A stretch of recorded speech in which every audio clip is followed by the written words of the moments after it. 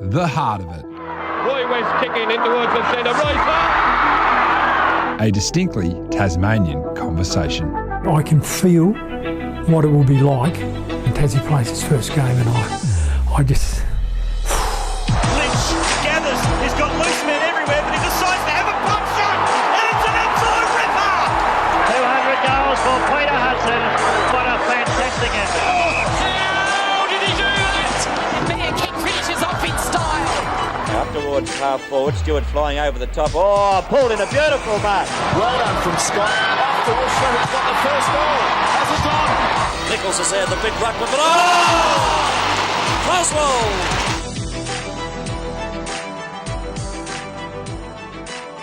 Welcome to The Heart of It. I'm Alistair Nicholson.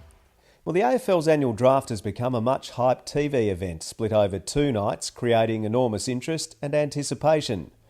It's inconceivable to think that a modern player could ever be drafted without knowing it, but it certainly happened in the past.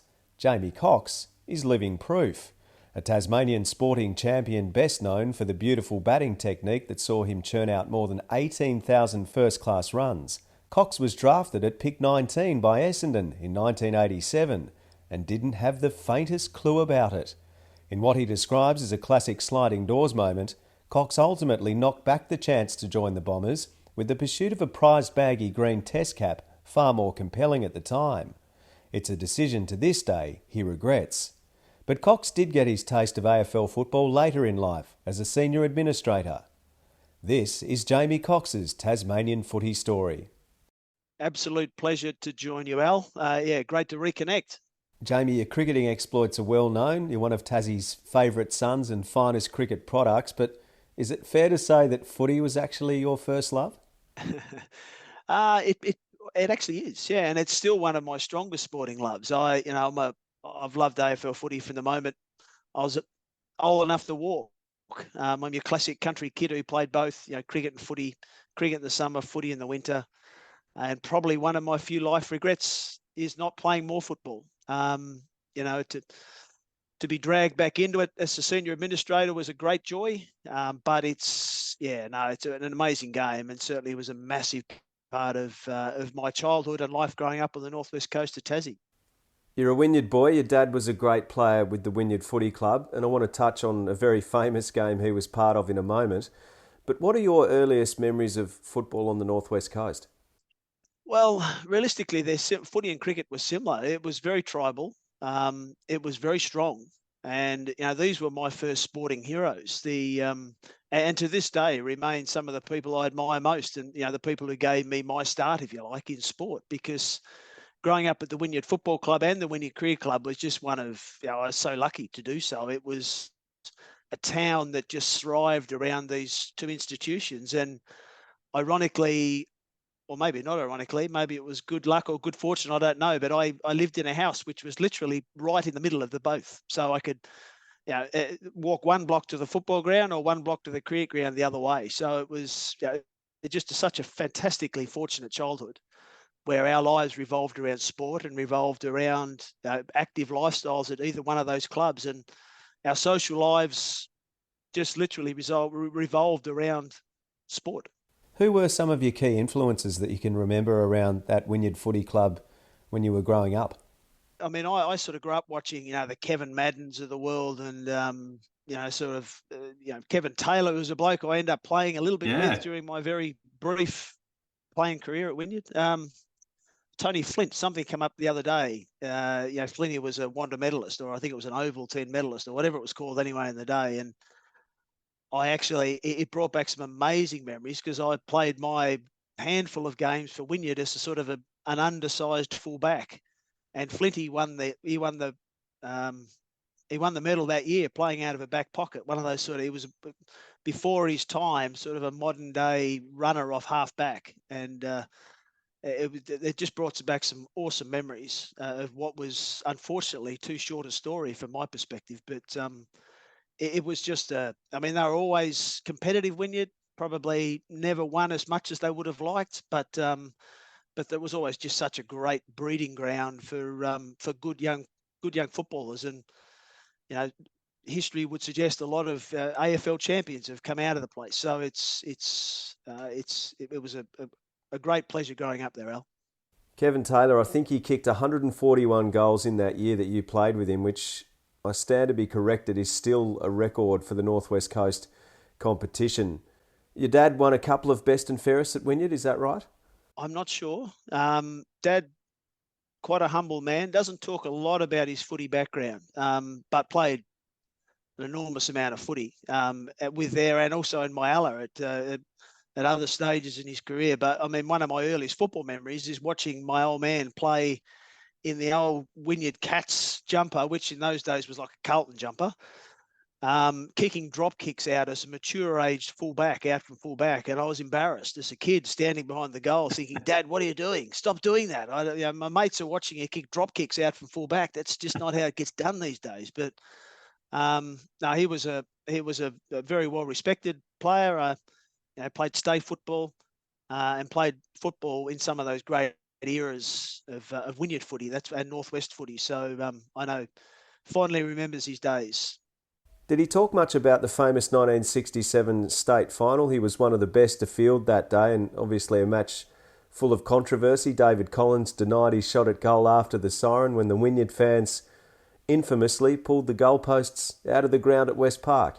Yeah, it'll never be resolved, will it? It's one of those sort of amazing football myths. Dad does talk about it. He was very close to the action. He was a key back in the game.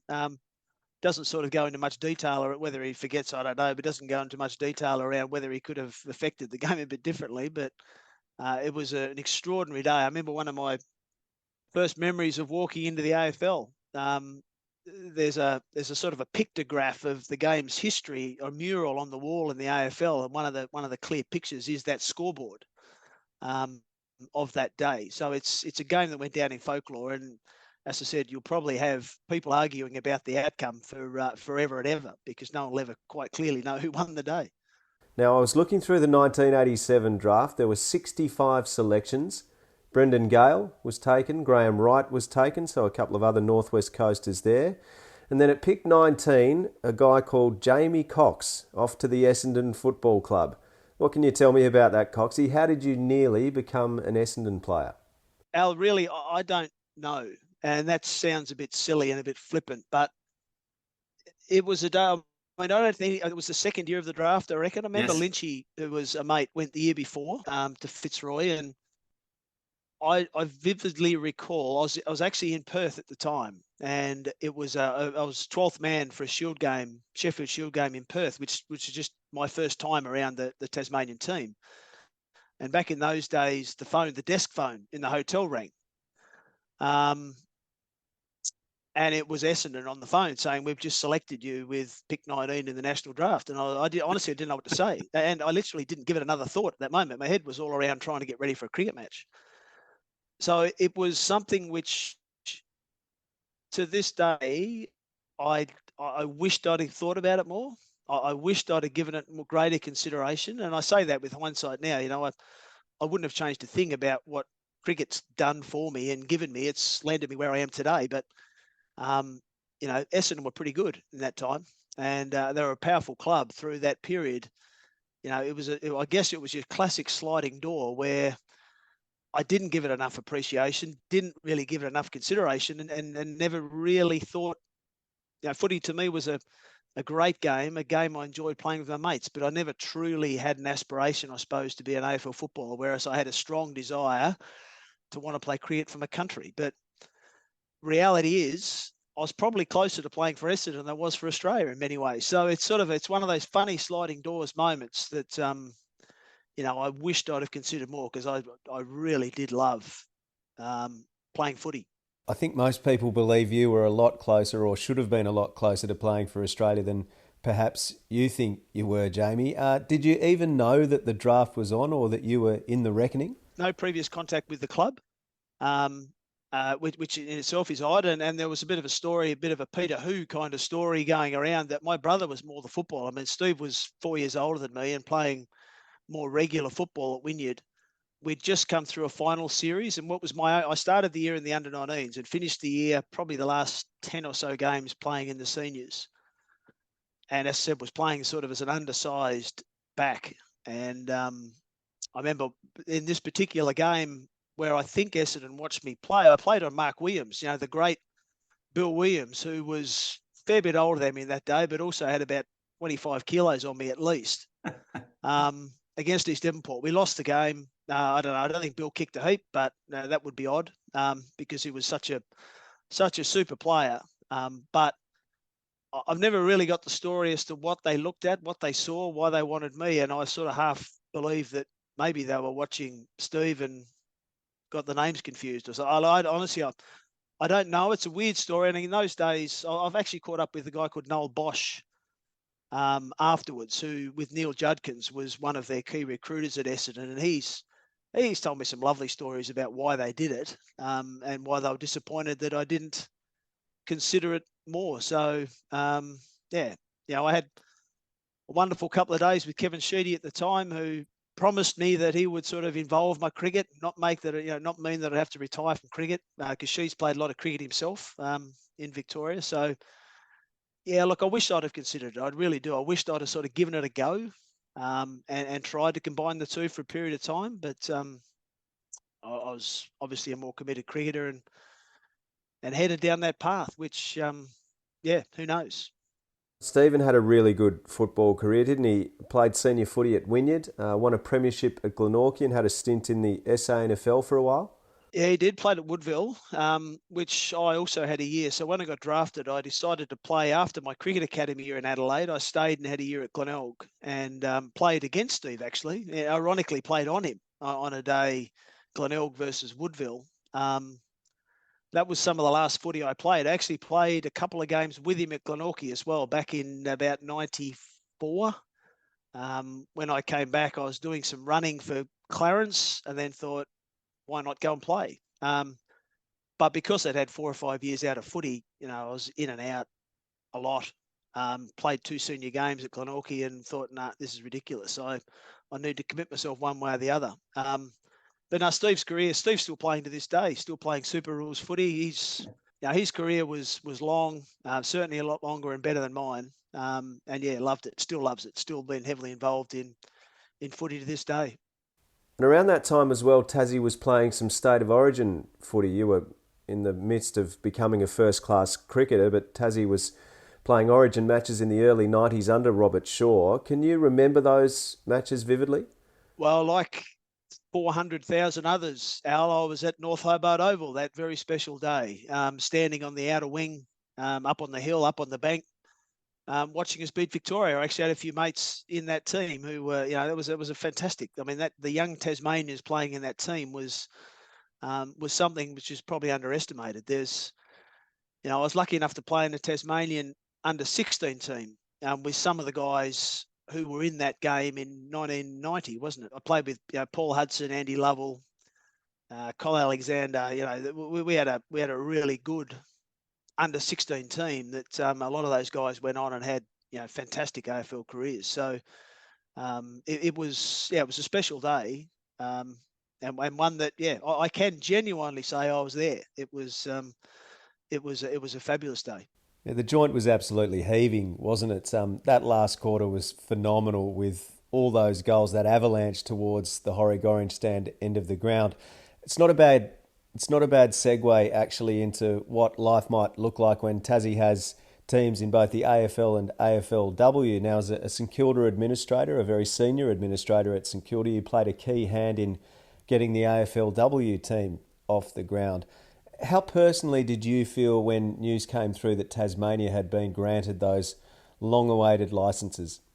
Without being overly dramatic, Al, I almost shed a tear. It was, I thought, such welcome news. And having had a little bit to do on the fringes of the task force when they were actively involved and knowing some of the people involved, it was, I thought, just a great reward for not just their efforts, but the efforts of so many people over so long to be recognised in a national competition. I mean, the Tassie culture in footy is well known. It feels like it's copped one hell of a whack over the past decade or two, but I guess I couldn't be more confident. I mean, you talked about my time at St Kilda, mate. It was fantastic coming back into football. The one thing I take away is there's so much written and spoken about the balance sheets of AFL clubs and the big business and the corporate, etc., the corporate existence. But I can promise you, AFL clubs, just like local football clubs, are all about the people. You get the right people involved in making good football decisions and it will work. And I have great confidence that the right people will be found to build this football club. There'll be the people that really get and understand Tasmanian football culture and Tasmanian culture. I could not be more confident that both men and women's teams will be incredibly successful. And I actually probably somewhat cynically think that's a little bit to do with why it's taken so long to get them in, because we know what Geelong have got. And, I've laughed when I've heard senior presidents of AFL clubs say that Tasmania will never be able to retain players. Who wants to go to Tasmania? Like, what a ridiculous piece of rot that is. I mean, the amount of mainland people I speak to, and I've unfortunately moved away from Tassie, 25 years ago, but it'll always be home. And I still love flying in every time I come back. It is just such an amazing place, and it's transformed itself, I reckon, over the past couple of decades into become this just incredible destination. It wasn't always the case. So I sort of, as a young man, I can remember sort of feel like I've always defending the fortress and feeling like you had to talk Tassie up, whereas so many mainland people now tell me stories of, gee, I went down to Tassie for the weekend, Coxie, and that was amazing. Oh, we're already planning our next trip. And I've said so often to people, if you like to just take a step back, to eat great food, to drink great wine, to be able to drive wherever you want to go to and to see and smell some of the greatest air in the country. I mean, it's just, play great golf courses, to go and fish great spots, to go and surf great spots. I mean, I think it could be an amazing place for young country footballers, or even just footballers, to want to go and be absolutely adored and treated like, sporting kings in a place that I think the culture can wake up quickly and just really celebrate. It's, mate, I'm excited. I wished I was 19 again. I think it'd be an amazing thing. If you're a 16-year-old footballer with talent right now, how excited would you be to think you can pull on a jumper which represents your own state? That's so cool. It's such a great feeling. And I just hope that everything builds the right way and that we end up with a product that's what it should be, what it deserves to be, what those former champions deserve to see, what the Hudsons of the world and the Hearts of the world, they deserve, the Lynches of the world, I mean, whoever they are, they deserve to see the colours run out and be successful, because I really do think it will be. Yeah, their legacy is enormous. And while they didn't play AFL for Tasmania, to me they represented Tasmania, the history's there, the legacy's there. They are essentially past players in this new club. Jamie, we know what the football side of things means, but more broadly, with your administrative experience and knowing high performance and the economics of sport, what do you think this can do for the state of Tasmania as a whole? Well, I think Tasmania, we have a great history of sort of fighting above our weight, Al. And what does that mean? So, I think in cricket terms, I think of cricketers that I played with and against and around from Tasmania who have fought international battles and had great international careers, albeit in coaching or administration, beyond their tenure. We've had Australian cricket captains and really successful ones. We've had great players come out of the place. And football, we know the same. We are great at fighting above our capacity, or what our perceived capacity is. I do think there's something in the water down there, Al, and I really think you put a, and I'll probably follow the Jack Jumpers example a fraction, but because I've followed that from a long way away. But the spirit that built and the own values that they've actually factored inside this state will be on steroids when it comes to an AFL team. And I think it lifts the bar. It makes the culture actually accept that it actually does belong and that it actually can compete and that we are as good as anyone else on the mainland. And I actually think we will have an inherent advantage, which is what high performance is all around. It's trying to actually figure out where you can actually get an advantage over the pack. And I think with the geography of Tassie, with the culture of footy in Tassie, and with the people that you'll get to build this thing properly from scratch, I think there's such an enormous capacity for this to be really successful really quickly would be my expectation, without trying to put pressure on people. I think this will actually be coming in, and unlike some other ventures which have taken a long time and still probably haven't returned, I don't think Tasmania will be that. I'd expect they'd be successful quickly. And with that wonderful history already behind it, unlike the other recent additions to the AFL that didn't have that to draw on and were startups really in every sense, obviously the new teams are going to bring enormous investment to Tasmania. The AFL, $360 million they've guaranteed into pathways and funding the football club and academies. To your mind, how significant is that for the state? Huge. I mean, it's not going to attract that kind of investment, I don't think, for any other ventures. And I was lucky enough to live through the redevelopment of Adelaide Oval in Adelaide. And what that, that was a tough process. I mean, to try and get football back to Adelaide and sit in the middle as people sort of argued how that was going to work was quite stunning.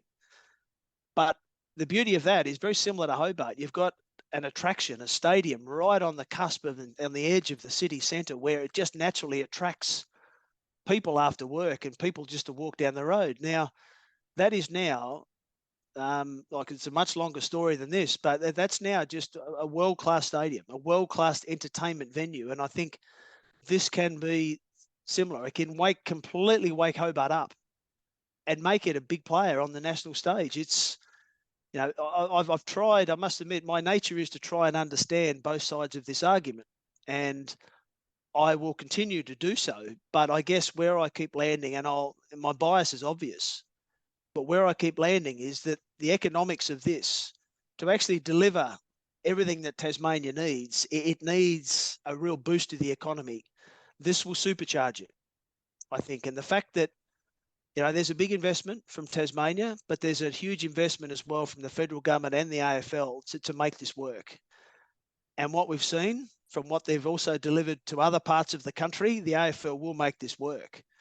And I think it will help supercharge the Tasmanian economy and deliver all those important other elements of society that needs investment, that needs government dollars to help improve the lot for everybody. So this is a football team, first and foremost, but I do believe the government would have seen this as an economic investment into Tasmania's future, which I don't see too many other things that could deliver the type of investment that this will return. Jamie, you've seen it all around the world through your cricket experiences, working until very recently at the MCC out of Lords in London. You're now the CEO of your old county side, Somerset. Big stadia, as you pointed out with the Adelaide Oval, there are always going to be elements of conjecture, but is this just the modern world we're living in, that these big elite sporting teams do need the higher tier of infrastructure? 100%. Yeah, it's all, the sporting first and foremost, I think, is always about the players. But hard on the heels of the players are the fans. And particularly with this type of investment, the fans need to be comfortable. They have greater expectations. And the other day, I can remember going to Melbourne as a young kid and standing in the outer at the Western Oval and being totally happy there. But let's be serious, those facilities were pretty crappy. Whereas now, you go to Melbourne for the weekend, watch a couple of games, one at the MCG, one at Marvel Stadium. It's very comfortable, and that's what I think fans deserve these days. So, I know the complications of Bellerive Oval. Getting in and out. Bellerive Oval is almost my adult home. I love the place, but it's not suitable for this. It's too hard to get at and get out of, and it'll never be any different. It's just not going to work as a stadium to attract and thrive or make thrive this type of investment, this type of industry. So it seems sensible. It seems like it's going to develop what could, I don't mean to be disrespectful, but what was previously a bit of a wasteland into something of great significance, right on the cusp of Tasmania's capital city, which, it just seems like the perfect storm for me. And just in terms of high performance, you spoke about defending Tasmania in a previous life. There was always the need to do that. And now those conversations have shifted and people see Tasmania and they think of quality and high performance, I guess, and the infrastructure supporting that taps into that a little bit. Do you feel like the investment in Tasmania and the infrastructure that is going to support these new teams could actually benefit more than just football, and Tasmania could actually become a real high-performance hub? Al, I think there's a win in this for everyone. And I think that's how it will ultimately play out, some more than others, quite frankly. But I mean, I've often used an analogy. When I moved away from Hobart in about 2006 with my family, it wasn't because I didn't like Hobart anymore. It was just that opportunity sort of took me away. If this opportunity was there, I'd probably, reconsider. But ultimately, I think Tasmania, somewhere over that period, and whether it was by design or by osmosis, I don't know and I don't care. But I always say Tasmania succeeded through celebrating its smallness. It's sort of made boutique sexy. It's got these amazing boutique industries that now people just love visiting. And as a consequence, they're probably a bit bigger than boutique now. They become sort of worldwide brands. And I think because of what has been associated with Tasmania, the clean, green reputation that we have, you sort of put all those things into a melting pot and you've sort of got this perfect tourism venue that people just love to go to because it means outdoor activity. It means eating healthily. It means smelling great air and going on great walks. And there aren't too many people who don't like those things, that it's not hard to get around. I used to joke with people that when I was living in Hobart, I could drive up and see my folks in 2.5, 3 hours, in Wynyard. So, if you want to get from one end to the other and get around and because there are amazing attractions at every corner of the place. So now, I think in a tourism sense more generally, but I think the state just wins full stop from this. And that's why I say, take your focus away a little bit from footy. That's just a product. People will come for football and they'll bring their dollars and they'll leave their dollars and everyone will win from that. Listening to you talk about Tasmania, it's obvious how much you love the place and how connected you are to Tasmania, even though you've lived away for a long time and are now living very far away. What are you doing in a few years? Is there a role back in the Apple Isle for someone of your calibre, Coxie? Oh, look, Al, I love my role here. It's a very privileged role.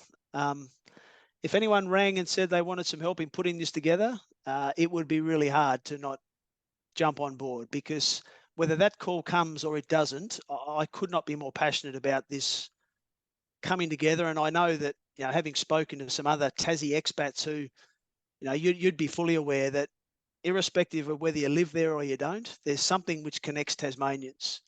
And I can see somebody the other side of an airport or, and you immediately just want to go and talk to them, even if you've never met them before. They're a Tasmanian.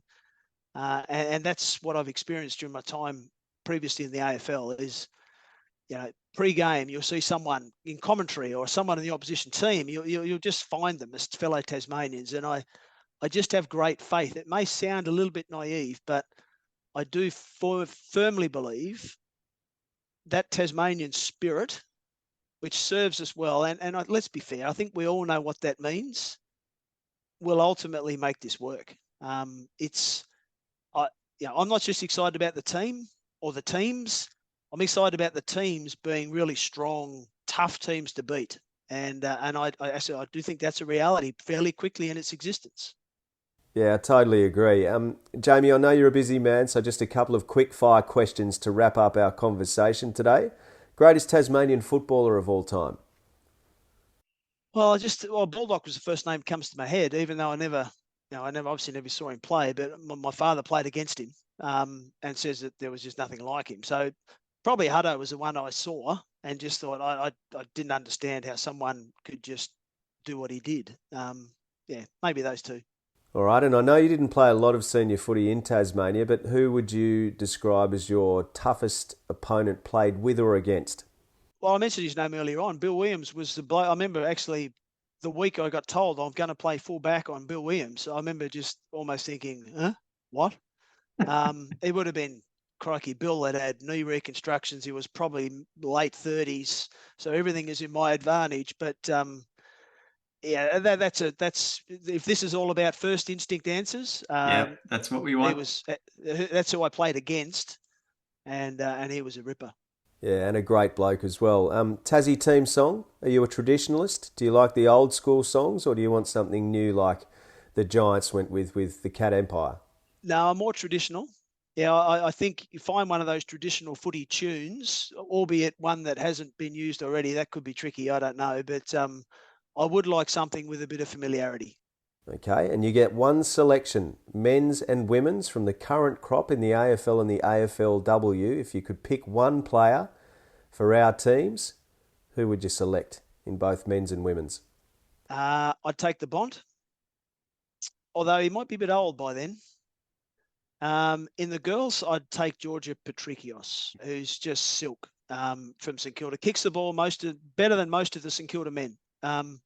She's just very skillful, very clever, and a good girl. A really nice girl to boot. So if the Bont, I'll take the Bont today. Put him in a cryogenic chamber and just sort of make sure that he doesn't age, then he just seems he's made of the right stuff. I like those selections. Jamie Cox, you've been a wonderful champion of Tasmania in so many ways. Really appreciate having the chance to catch up and have a chat with you today. Thanks for your time. Absolute pleasure, Al. I really hope that, I could not be more passionate about this. I could not be more excited by this. Going to be one of the greatest things to happen to our state. Jamie Cox, the almost bomber, the should have been Test cricketer, the elegant batsman and eloquent, highly effective and respected administrator. A great Tasmanian. For more episodes of The Heart of It with other giants of our state telling their uniquely Tasmanian stories, subscribe to the podcast or check out the Devil's official website, tasmaniafc.com. You can sign up to be a founding Tassie Devils member while you're at it. I'm Alistair Nicholson. Thanks for listening.